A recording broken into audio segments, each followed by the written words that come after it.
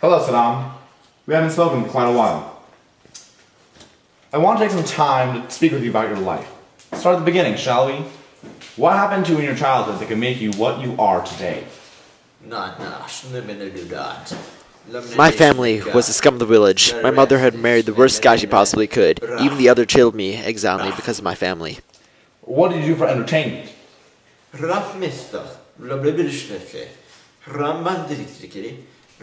I used to heat an iron bar in fires until it was red hot, and then I would stab it into the bellies of farm animals like sheep, and I would hear them scream. It was amazing. Really? Who or what replaced it? I had a horse. He was really nice and the greatest thing a boy can ask for. When the horse did die, I was so shocked. My hand went into paralysis for over a week due to grief. Funny that an animal abuser like you would have a pet horse. So, when did you become involved with the Iraqi military? I soon left home, and I went to my uncle who was teaching a school. School was quite hard for me, socially at least. The other children would attack me for being older than them. I now realize that they just felt threatened by my presence. I finally graduated from primary school at the age of 16, and I went on to take the entrance exam to the prestigious Baghdad Military Academy. Unfortunately, I failed. Unfortunate. What happened after that? The only class I learned from and cared about was Iraqi history. I learned that the headmaster had decided to expel me for my poor behavior and bad grades. I did not like this, so I went to his office and I threatened to kill him. I meant it too. He got afraid and I got to stay in school. Even though I decided to stay in school, I did not want to be there. I simply wanted to leave on my own terms.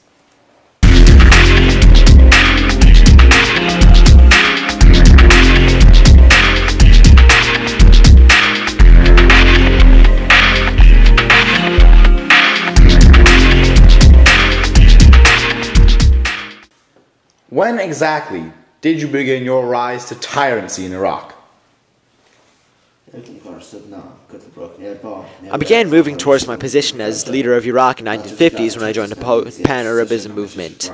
I became a leader of a gang, and later in 1956 I began attending the meetings of the Ba'ath Party, but more time would pass before I would truly become a member. You see, in 1958, General Abdel Karim Qasem performed a coup and overthrew the government backed by the insidious British and seized power for himself. But Qasem did not support the Pan-Arabism movement, so in 1959, the Ba'ath Party ordered 7 assassins, including myself, to attack and kill the new dictator. We struck on October 7th. However, in the fire, my companions made mistakes and I was shot in the leg. Myself, I cut the bullet out of my leg with a knife, ran to Tikrit, where I swam across the Tigris River, borrowed a horse, and ran safely to Syria. Even though the assassination was a failure, I had become a full-on member of the Ba'ath Party. Really, sir? It's funny that you say that because I will remember reading an official report that you found a doctor and had your rather minor leg wound treated. That's not true! Alright, okay then. Whatever you say, sir. Of course the official reports are obviously falsified. Let's speed up to your later life. You were exiled in Cairo, right? And you heard that your old party, the Baathists, took power in Iraq. Also, you did hear that your friend al-Bakr had taken power as prime minister, so of course you recognize that the Baathists were only in power because of force. And they needed to dominate the rest of the army before they could truly rule. Correct? Yes, that was true. Bakr put me in charge of the National Guard in Iraq. We would weed out the enemies of state. It was fun. Soon the military took over the Ba'athist government and formed a military dictatorship. Bakr and I, however, were allowed to stay in the government because of our extreme persuasiveness. I became a gangster. People who desired to kill other people would come to me. Soon the Ba'ath came back, and I formed the secret police. I became the second most powerful man in all of Iraq. However, later you'd soon become the most powerful figure in Iraq, correct? Yes, of course. But I had to wait for a while. I expanded the power of the secret police. I knew that I was the real power behind Bakr, and that he wouldn't be president for much longer. I started to forge a better relationship with the people by going and talking to them in their homes and neighborhoods. I forced Bakr to step down and give me leadership eventually. Ha-ha! So, yes. So, soon after taking power, you declared war in Iran, correct?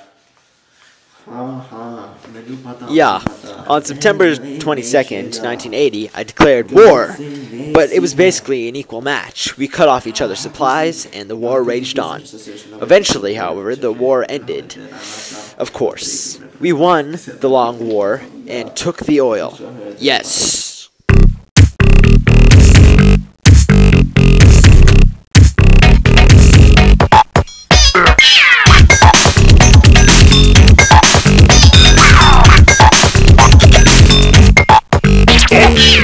This question is about your policies toward members of your own government.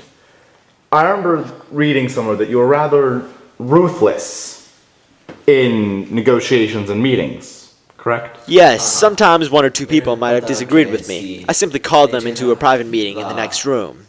Then I shot them. Then I went back and got on with the meeting. Business as usual. Once I saw two men passing notes with each other. I shot them right on the spot, and the meeting carried on, of course.